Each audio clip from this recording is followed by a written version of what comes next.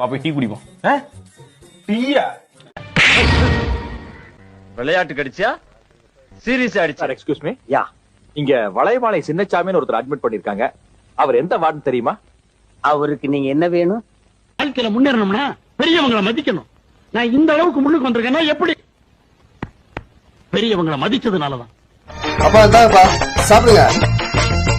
உங்கள் Q media சேர்ந்த அத்தனை நிறுவனங்களுக்கும் இதற்கான வணக்கம். என்னோட கியூ மீடியாவில் என்னோட பேரா பண்ணிட்டு இருக்க என் பாசமிகு அப்பா சங்கர்வேல் அவர்கள் இட்லி கடைன்ற திரைப்படத்தில் இட்லி தாத்தாவா ஒரு கேரக்டர் ரோல் நடிச்சிருக்காரு.